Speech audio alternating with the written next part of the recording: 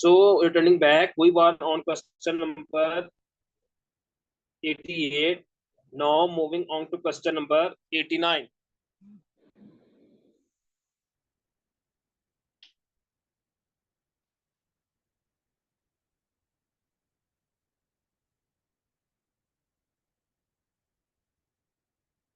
A 47-year-old woman comes to the office with recurrent UTI. CT scan reveals horseshoe kidney. Which of the following most likely has limited the proper ascent of the anomalous organ seen on CT scan? इसका जो explanation है मैं यहाँ पर आपको नहीं बता सकता, मैं ना इस पर जाता हूँ व्हाइट बोर्ड के ऊपर।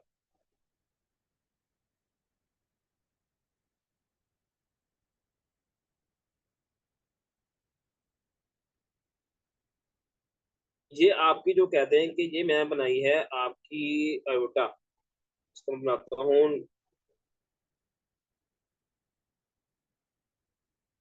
रेड कलर से। मैंने आपकी बनाई है aorta.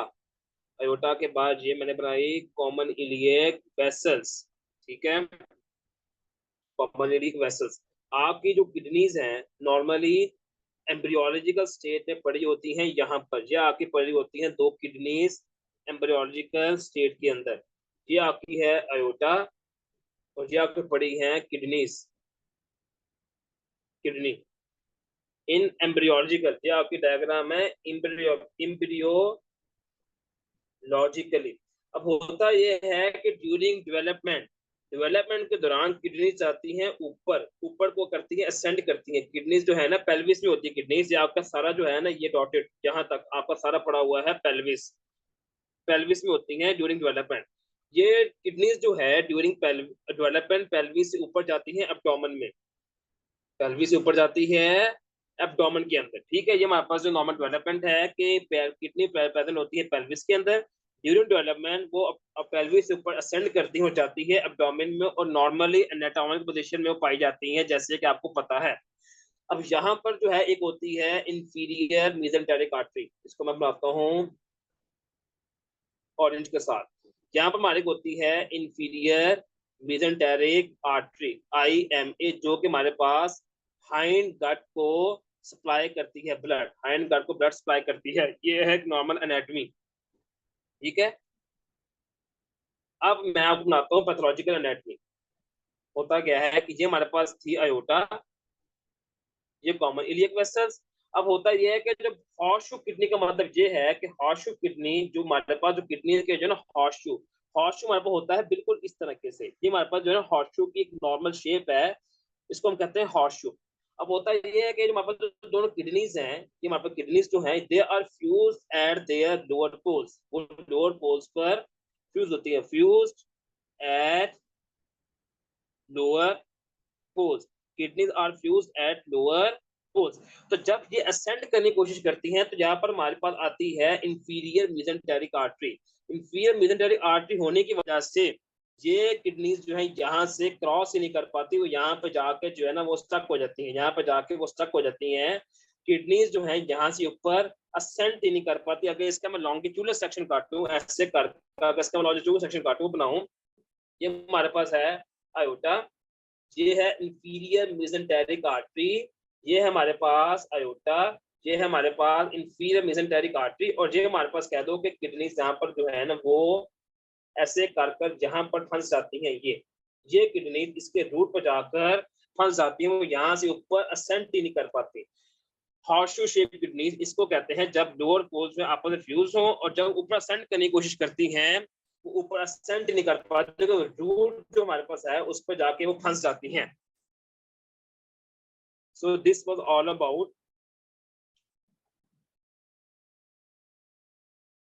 so its answer will be inferior mesenteric artery, और मैंने आपको सारा जो है व्हाइट बोर्ड पर इसको एक्सप्लेन किया है। Now moving on to question number 90. A 32-year-old male presenting with a history of fatigue, shortness of breath, and edema in feet. He was recently treated with antibiotic for a bacterial infection. Renal function test revealed elevated blood and creatinine with hematuria and white blood cells. What is your dose-like diagnosis? See, उस दिन में discuss किया था कि patient is most treated with antibiotic. Antibiotic का patient present history of fatigue and edema in feet. Antibiotic के साथ edema in feet के साथ आया है और run elevated और creatinine भी elevated with hematuria and white blood cells. मैंने आपको बताया था उस दिन, कल बताया था आपको, बोला कि पेशेंट को कोई एंटीबायोटिक की हिस्ट्री हो, एनसेड की हिस्ट्री हो वगैरह, कोई इन्फेक्शन की हिस्ट्री हो, उसके बाद पेशेंट को डेवलप हो acute kidney injury and patient is burn and creatinine is elevated, so go and there is pyuria plus hematuria, go for acute interstitial nephritis. Patient having history of antibiotic and infection, many others have been presented with the features of AKI having elevated blood urine nitrogen and creatinine. Also preserved pyuria and hematuria, go for acute interstitial nephritis. So his answer will be acute interstitial nephritis, acute allergic nephritis. बात एक ही है. Delta. Now moving on to question number 91. Berry aneurysms are associated with hypertension. वो कैसे कि berry aneurysm होते हैं ADPKD में. ADPKD का मतलब ये है autosomal dominant polycystic kidney disease, and it's present with hypertension. So indirectly aneurysm associated with hypertension. How ADPKD होता है और ADPKD में होते हैं बेरी एन्यूरिज्म, और ADPKD में होते हैं बेरी एन्यूरिज्म. तो ADPKD का मतलब है autosomal dominant polycystic kidney disease, ठीक है, और इसमें होती है हाइपरटेंशन. रिपीटिंग, जो बेरी एन्यूरिज्म है वो होते हैं ADPKD में. ADPKD का मतलब है autosomal dominant polycystic kidney disease, और इसमें होती है हमारे पास hypertension. So answer will be hypertension बीटा. Now moving on to question number 92. In crysenteric glomerulonephritis, antibody complex deposition on GBN with what type of hypersensitivity reaction? जब भी कहीं एंटीजन एंटीबॉडी कम्प्लेक्सेस डिपॉजिट हो, एंटीजन एंटीबॉडी कम्प्लेक्सेस डिपोजिशन हो, वो कौन सा reaction होता है? उसे हम कहते हैं टाइप 3 हाइपर सेंसिटिविटी रिएक्शन. जिधर भी आपके पास एंटीजन एंटीबॉडी कम्प्लेक्सेस डिपोजिशन हो उसको हम कहते हैं टाइप 3 हाइपर सेंसिटिविटी रिएक्शन. जिधर भी आपके एंटीजन एंटीबॉडी डिपॉजिट हो उसको हम कहते हैं टाइप 3 हाइपर सेंसिटिविटी रिएक्शन. सो इसका answer will B Charlie. Answer will B Charlie. Now go for 93. On X-ray, if you see a mass at lumbosacral region, tumor can be at, ठीक है, lumbosacral region में कोई मास हो तो tumour किधर होगा? इसका आंसर बनता है यूरेटर. वो कैसे कि ये हमारे पास जो है, ये हमारे पास वर्टिब्रिज में बना रहा हूँ, ये मैं बना रहा हूँ वर्टिब्रिज, ठीक है. ये हमारे पास आती है सैक्रम,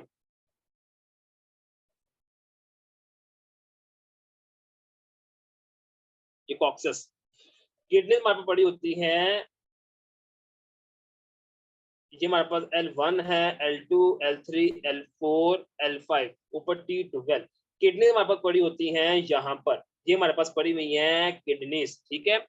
यहाँ से हमारे पास आती है यूरेटर. यूरेटर हमारे पास नीचे आते हैं दोनों, ठीक है. सो जो मास भी लंबोसेक्रल रीजन में प्रेजेंट होगा वो आएगा फिर किस यूरेटर से. मैं रिपीट कर रहा हूँ कि ये हमारे पास है दो किडनीज, ये हमारे पास पड़ी है दो किडनीज. ये मैंने बनाई है वर्टिब्रल कॉलम. वर्टिब्रल कॉलम में ये सैक्रम है, ये लंबर वर्टिब्री है, किडनी जहाँ प्रेजेंट होती हैं और यहाँ से नीचे यूरेटर जो आ रहे हैं, नीचे यूरेटर आके यहाँ पर ड्रेन करते हैं. तो जो मास भी लंबोसेक्रल रीजन में होगा वो आएगा कहाँ से? आएगा यूरेटर से. तो इस केस में हमारे पास आंसर बना beta. Now moving on to which of the question number 94, which of the following are characteristics of nephritic syndrome? मैंने आपको उस दिन बताया था नेफ्रिटिक सिंड्रोम का कैरेक्टरिस्टिक फीचर क्या? Greater than 3 RBCs in urine. Greater than 3 RBCs in urine are the characteristics of nephritic syndrome. So answer will be hematuria delta. What? Question number 95. In the presence of ADH, which of the following nephron absorbs maximum water? इसका answer उस दिन बताया था मैंने आपको कि ये हमारे पास ग्लोमेरुलस है, ये पीसीटी है, ये जो हमारे पास ट्यूबोफैनले है, ठीक है, ये हमारे पास डीसीटी है और ये कलेक्टिंग डक्ट है। जो हमारे पास ईडीएच है, ईडीएच मैं दूसरे से बनाता हूँ, ये जो हमारे पास ईडीएच है, ईडीएच वो यहाँ कट करता है यहाँ के ऊपर, ईडीएच एक्ट करता है डीसीटी पर और कलेक्टिंग डक्ट पर वाटर को एब्जॉर्ब करता है। जो मेरे पास ईडी एक्ट करता है डीसीटी के ऊपर और कलेक्टिंग डक्ट पर और वाटर क्या करता है एब्जॉर्ब। तो इसका हमारे पास आंसर बना delta. Now moving on to question number 96, kidney trauma investigation of choice. ये हमारे पास रट्टे वाला सवाल है कि जब भी किडनी इंजरी आ जाए, जब भी आपके पास किडनी इंजरी आ जाए, आपने हमेशा सीटी स्कैन करना है। जब भी आपके पास किडनी इंजरी आ जाए, आपने हमेशा सीटी स्कैन करना है। So answer will be alpha, CT scan. Question 96. Now moving on to question number 97. From 60-year-old male presenting with OPD with complaint of occasional headaches. On evaluation, his blood pressure was found to 160 by 110. There are growing on umbilical region. CT scan showed difference in size of both kidneys with the atrophy of right kidney. Which of the following is the diagnosis? आप एक बात याद रख लें, वो बोला क्या कि जब भी आपके पास एक पेशेंट आए विद रेजिस्टेंट हाइपरटेंशन, उसके पास उसको आए एम्ब्लाइकस के गिर्द ब्रूई, पेशेंट आपके पास आए रेजिस्टेंट हाइपरटेंशन के बाद उसको एम्ब्लाइकस के गिर्द ब्रूई नजर आए और सीटी स्कैन के ऊपर उसको एसिमेट्री नजर आए, asymmetry in sizes of kidney. इसका मतलब ये है कि एक किडनी का साइज बड़ा हुआ है, दूसरे का साइज छोटा है, एक किडनी का साइज बड़ा हुआ, दूसरी किडनी का साइज छोटा है। Patient comes with resistant hypertension, bruit on their asymmetric on imaging with one kidney increasing size and other kidney decreasing size, go for unilateral renal artery stenosis. जब भी patient आपके पास आए रेजिस्टेंट हाइपरटेंशन के साथ, ब्रूई के साथ, एसिमेट्रिक किडनी साइजेस के साथ, आपको डायग्नोसिस बनना चाहिए यूनिलैटरल रीनल आर्टरी स्टेनोसिस, ठीक है। सो इसका आंसर हमारे पास बना यूनिलैटरल रीनल आर्टरी स्टेनोसिस। एक और चीज मैं यहाँ पे जाहिर कर दूं, अगर सिंगल किडनी एट्रोफी हो, उसे हम कहेंगे यूनिलैटरल रीनल आर्टरी स्टेनोसिस। अगर बाइलैटरल एट्रोफी हो और प्लस ब्रूई हो, उसे हम कहेंगे बाइलैटरल रीनल आर्टरी स्टेनोसिस। अगर एक सिंगल किडनी की एट्रोफी हो, उसे हम कहेंगे यूनिलैटरल रीनल आर्टरी स्टेनोसिस। अगर बाइलैटरल एट्रोफी उसे हम कहेंगे bilateral renal artery stenosis. So its answer will be delta. Now moving on to question number 98. A 55-year-old man comes to the hospital due to progressive fatigue and weakness. Medical history include type 2 diabetes mellitus and obesity. Laboratory results are as follows: sodium 136, potassium 109, bicarbonate 19. जब भी आपके पास एक ऐसा case है, आपने पहले पता करना कि आपने कैलकुलेट करना है अनाइन गैप। अनाइन गैप वो कैसे कैलकुलेट करते हैं? वो करते हैं sodium minus bicarbonate plus chlorine. तो इसका अनाइन गैप कितना हुआ? 136 माइनस 19 प्लस 109, 19 प्लस 109 कितना बना? 136 माइनस 19 प्लस 109 बना हमारे पास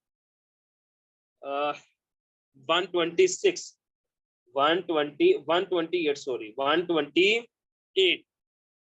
तो इसका आंसर हमारे पास आया 8।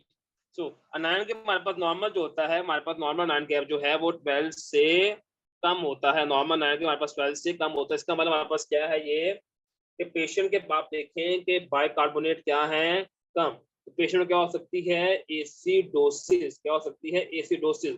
उसके बाद पेशेंट का जो अनायन गैप है वो क्या है? नॉर्मल। तो पेशेंट को बोला क्या है? Normal अनायन gap metabolic acidosis. Patient को क्या है, normal अनायन gap metabolic acidosis.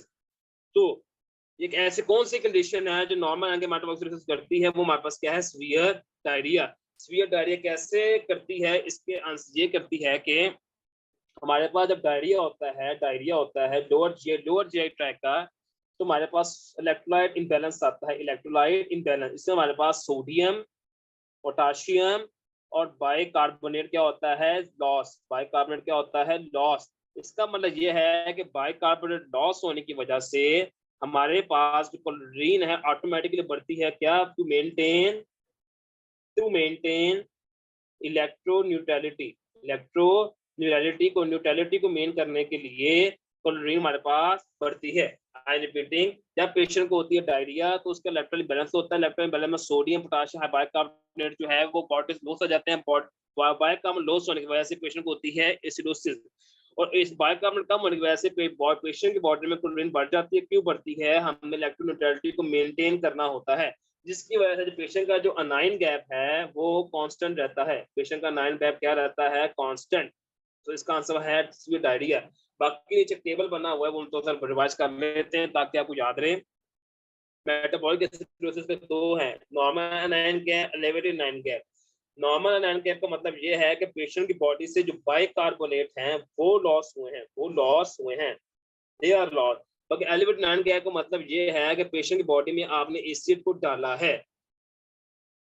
Normal nine का मतलब है कि आप पेशेंट की बॉडी में से बाइकार्बोनेट को बाहर निकालना है, और एलिवेटेड नाइन का मतलब है कि आप पेशेंट की बॉडी में एसिड डाला है। Accumulation of measured unmeasured know few measured acidic compound, patient की बॉडी में आपने एसिड डाला है। और इसके कॉजेज कौन कौन सी, डायरिया, आर्टिया और excessive saline infusion.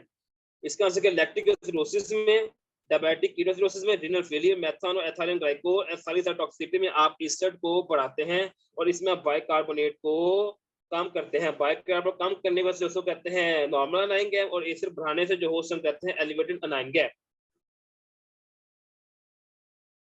Now go for question number 99। An inferior layer of urogenital diaphragm is known as perineal membrane। Patient के पास जो कहते हैं कि जो हिप बोन्स हैं, हिप बोन्स में I was not able to drawing a hip bone perfectly but I can try। This patient is both hip bones। ये हमारे पास जो है ऑब्स्क्यूटर फोरामेन है, ठीक है। यहाँ पर जो है, यहाँ पर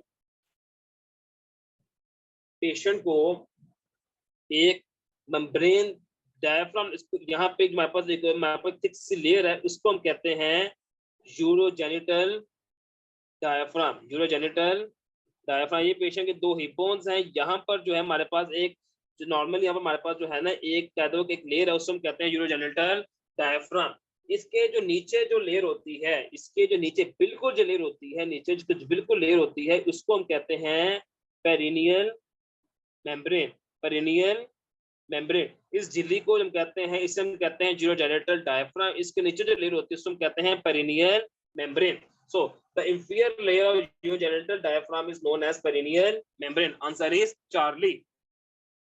क्वेश्चन नंबर 100 जो है वो क्वेश्चन के अंदर गलती है, इसको काट दें। So this is with our renal MCQs। tomorrow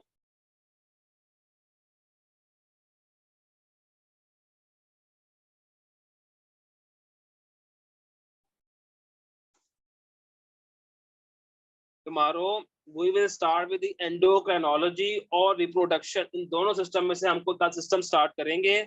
So wish you best of health and I will pretty sure कि हमने 20 तारीख तक जो है हमने अपने 5 सिस्टम खत्म करने हैं। आज 15 है, 6 सिस्टम खत्म करने हैं, आज 15 है। तो हम नेक्स्ट 5 डेज के अंदर अपने कोशिश करेंगे हमारे 3 सिस्टम खत्म हो जाए। इससे हमारी जो मोर देन 50% बुक है वो खत्म हो जाएगी।